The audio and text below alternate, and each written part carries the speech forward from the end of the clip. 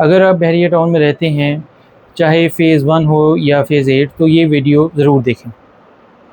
سی D اے اور R D A نے پچھلے ایک سال میں بحریہ ٹاؤن کے خلاف 10 سے زیادہ شو کاز نوٹسز جاری کیے ہیں، کبھی پارک کی زمین پر، کبھی قبرستان کی زمین پر، کبھی کمرشل پلاٹس پر۔ اب سوال یہ نہیں بنتا کہ بحریہ ٹاؤن کو نوٹس ملا یا نہیں، سوال یہ ہے کہ اگر آپ کا گھر اس زمین کے قریب ہے جو پبلک ایمینٹی ڈکلیئر ہو تو آپ کا کیا بنے گا؟ اس ویڈیو میں آپ کو 3 پہلوؤں سے باخبر کراؤں گا۔ پہلا، اصل معاملہ کیا ہے؟ دوسرا، قانون آپ کو کتنی پروٹیکشن دیتا ہے؟ اور تیسرا، اس سب کا پاکستان کی ریئل اسٹیٹ مارکیٹ پر کیا اثر پڑ رہا ہے؟ ویڈیو کے آخر تک رکیے، کیونکہ جو چیز میں آخر میں بتاؤں گا وہ ہر بحریہ ریزیڈنٹ کو پتہ ہونی چاہیے۔ السلام علیکم، میں ہوں محمد فیضان خان، رہبر اسٹیٹ کنسلٹنٹس کے یوٹیوب چینل پر آپ سب کو خوش آمدید۔ آج کا موضوع تھوڑا حساس بھی ہے اور تھوڑا ٹیکنیکی بھی، کیونکہ اس کا تعلق سیدھا ان لوگوں سے ہے جنہوں نے اپنی زندگی بھر کی کمائی لگا کر بحریہ ٹاؤن میں گھر بنایا ہے۔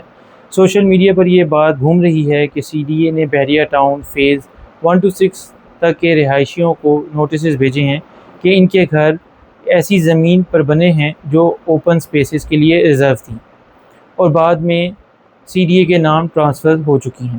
میں آپ کو واضح طور پر بتا دوں، میں نے اس دعوے کو براہ راست ویریفائی کرنے کی کوشش کی، official C D A notices دیکھے، نیوز رپورٹس چیک کی اور اپنے سورسز سے کنفرم کیا، اور مجھے فیز 1 to 6 کے انفرادی رہائشیوں کو دیے گئے ایسے نوٹسز کی کوئی تصدیق شدہ رپورٹ نہیں ملی، لیکن جو معلومات حاصل ہوئیں وہ انتہائی سنجیدہ اور زیادہ اہم ہیں، کیونکہ یہ پیٹرن بتاتا ہے کہ بحریہ ٹاؤن کے ساتھ یہ مسئلہ کتنا وسیع اور پرانا ہے۔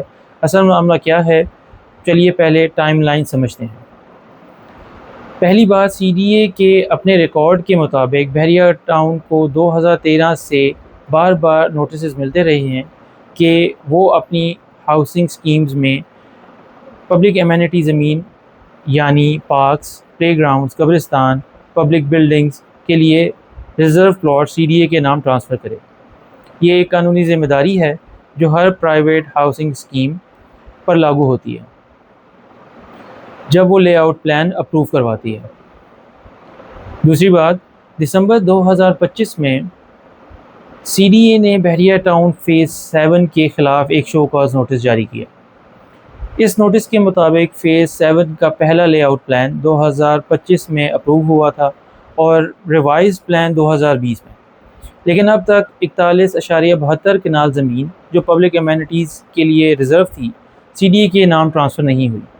نوٹس میں اسلام آباد ہائی کورٹ اور سپریم کورٹ کے ان فیصلوں کا حوالہ بھی دیا گیا جو کہتے ہیں کہ ایمینٹی پلاٹس کو کبھی بھی کمرشل یا رہائشی استعمال کے لیے کنورٹ نہیں کیا جا سکتا، اور ایکس پوسٹ فیکٹو یعنی بعد میں ریگولرائز کروانا بھی قانوناً ممکن نہیں۔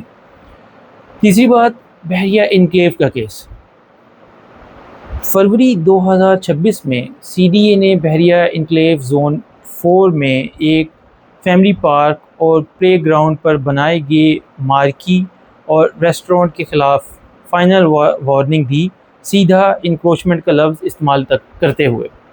چوتھا پوائنٹ، بحریہ پیراڈائز کمرشل 4، جنوری 2026 میں اس کے خلاف بھی شو کاز نوٹس آیا، بغیر این او سی کے تعمیر اور ایمینٹی پلاٹس کا غیر قانونی کنورژن۔ پانچواں پوائنٹ، فیز 8 اور ڈی ایچ اے، یہ سب سے زیادہ پیچیدہ ہے۔ کچھ رپورٹس کے مطابق ڈی ایچ اے نے فیز 8 کے کچھ سیکٹرز پر کنٹرول لینا شروع کر دیا ہے، جنہیں اب ڈی ایچ اے سیکٹر 4 کہا جا رہا ہے، اور اس سے ان الاٹیز میں خوف پھیل گیا جن کے گھر پہلے سے بنے ہوئے ہیں۔ تو پیٹرن یہ ہے کہ بحریہ ٹاؤن کے تمام بڑے فیزز میں، چاہے اسلام آباد ٹیریٹری میں ہو یا راولپنڈی میں، سی ڈی اے اور آر ڈی اے دونوں ایکٹیو ہیں۔ ایمینٹی لینڈ کے مسئلے پر فیز 1 to 6 ابھی تک اس لسٹ میں براہ راست نام سے نہیں آیا، لیکن اسکیم کا اسٹرکچر، پیٹرن اور تاریخ دیکھ کر یہ کہہ سکتے ہیں کہ رسک زیرو نہیں۔ کیا یہ تمام بحریہ فیز 1 to 6 کے لیے ہے؟ یہ سوال سب سے ضروری ہے، اس لیے اسے واضح طور پر سمجھتے ہیں۔ پہلی چیز، فیز 1 to 6 کا جورسڈکشن اب زیادہ تر RDA کے پاس ہے، CDA کے پاس نہیں، کیونکہ یہ فیز جغرافیائی طور پر راولپنڈی ضلع میں آتا ہے۔ صرف مارکیٹنگ کے لیے بحریہ ٹاؤن اسلام آباد کہا جاتا تھا، اس لیے اگر کوئی نوٹس آئے گا بھی تو وہ زیادہ چانس ہیں RDA کی طرف سے آئے گا، نہ کہ CDA کی طرف سے، جب تک کوئی فیز اسلام آباد زون میں اوور لیپ نہ کرے۔ دوسری چیز، اب تک جو بھی کنفرم شدہ نوٹسز ہیں، enclave, paradise commercial 4، phase 7، phase 8، یہ کمپنی لیول کے نوٹسز ہیں، یعنی وہ بحریہ ٹاؤن پرائیویٹ لمیٹڈ کو دیے گئے ہیں، انفرادی گھر کے مالکان کو نہیں۔ شو کاز نوٹس کا مطلب یہ نہیں کہ فوراً ڈیمولیشن ہوگی، یہ ایک قانونی وارننگ ہے جس میں ڈیولپر کو جواب دینے کا موقع ملتا ہے، اور اس کے بعد ہی انفورسمنٹ ایکشن ہوتا ہے۔ تیسری چیز، اور یہ اہم ہے، فیز 1 to 6 میں جو بھی خالی پلاٹس بچے ہیں وہ صرف وہ ہیں جو پرائیویٹ اونڈ ہیں اور ابھی تعمیر نہیں ہوئے، یعنی فیزز تقریباً مکمل طور پر ڈیولپڈ ہیں، اور مسئلے کا پیٹرن زیادہ تر نئے فیزز میں دیکھا گیا ہے جہاں ڈیولپمنٹ ابھی جاری ہے۔ پرانے میچور فیزز میں رسک کم ہوتا ہے۔ بحریہ ٹاؤن کے خلاف فروری 2025 میں سپریم کورٹ کا ایک بڑا فیصلہ بھی ہے، جس میں انہیں تقریباً 460 ارب روپے کی ادائیگی کا پابند کیا گیا، اور نیب ان دنوں کئی موضوعوں کی زمین نیلام کرنے کی کوشش کر رہا ہے جو بحریہ کے مختلف فیزز سے جڑی ہے۔ یہ چیز سیدھا فیزز 1 to 6 پر لاگو نہیں ہوتی، لیکن یہ دکھاتی ہے کہ بحریہ ٹاؤن کی لیگل اور فائنینشیل پوزیشن کتنی پیچیدہ ہے، اور اس طرح کے وسیع پیمانے کے قانونی مسائل کبھی بھی کسی بھی فیز پر اثر ڈال سکتے ہیں۔ بحریہ ٹاؤن کا موقف کیا ہے؟ بحریہ ٹاؤن کا جو پیٹرن ہم نے دیکھا ہے، اس کے مطابق ان کی اپروچ اکثر 3 طرح کی ہوتی ہے۔ کمپلائنس کا وعدہ، ہر نوٹس کے بعد بحریہ ٹاؤن پرسنل ہیئرنگ مانگتا ہے، اور زیادہ تر کیسز میں ہم جلد کمپلائنس رپورٹ سبمٹ کریں گے کا جواب دیتا ہے۔ لیگل چیلنج، جیسا فیز 8 DHA کے کیس میں ہوا، بحریہ ٹاؤن نے DHA کے ایکشن کو غیر قانونی اور زبردستی قبضہ کہا، نہ کہ باہمی سیٹلمنٹ۔ یہ ظاہر کرتا ہے کہ جہاں انہیں لگتا ہے کہ ان کا حق بنتا ہے، وہ قانونی طور پر مزاحمت بھی کرتے ہیں۔ رجسٹری اور ریگولرائزیشن کے ذریعے فروری 2025 میں بحریہ ٹاؤن نے خود فیز 1 to 6 اور سفاری ویلی کے پلاٹس اور گھروں کی رجسٹری انتقال شروع کی تھی۔ یہ ایک مثبت قدم تھا جس سے پراپرٹی مالکان کو زیادہ قانونی تحفظ ملتا ہے، اور بینک بھی ان پراپرٹیز پر لون دینے میں زیادہ آسانی محسوس کرتے ہیں۔ اس سے یہ سینس ملتی ہے کہ بحریہ ٹاؤن فیزز میں میچور ہو چکے ہیں، جیسے فیز 1 to 6 انہیں مضبوط کرنے کی کوشش کر رہا ہے، کیونکہ وہی ان کا سب سے پرانا اور ٹرسٹڈ اثاثہ ہے، جبکہ نئے زیر تعمیر فیزز میں زیادہ ریگولیٹری تنازع چل رہے ہیں، کیونکہ وہاں ابھی بھی لینڈ یوز اور NOC کے مسائل ایکٹیو ہیں۔ اب آتے ہیں سب سے اہم حصے پر۔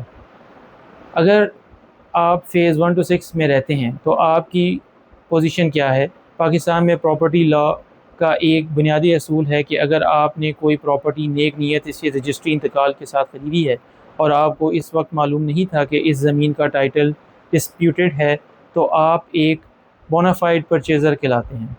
عدالتیں اکثر ایسے لوگوں کو کچھ ریلیف دیتی ہیں۔ اب آتے ہیں سب سے اہم حصے پر۔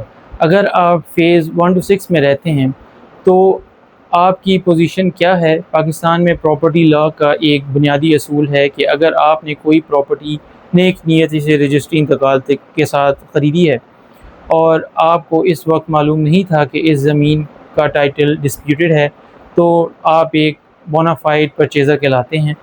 عدالتیں اکثر ایسے لوگوں کو کچھ ریلیف دینے کی کوشش کرتی ہیں، لیکن یہ گارنٹی نہیں ہے، خاص طور پر اگر زمین خود ہی ایمینٹی پلاٹ ہو جو قانوناً کبھی بھی رہائشی استعمال کے لیے تھی ہی نہیں۔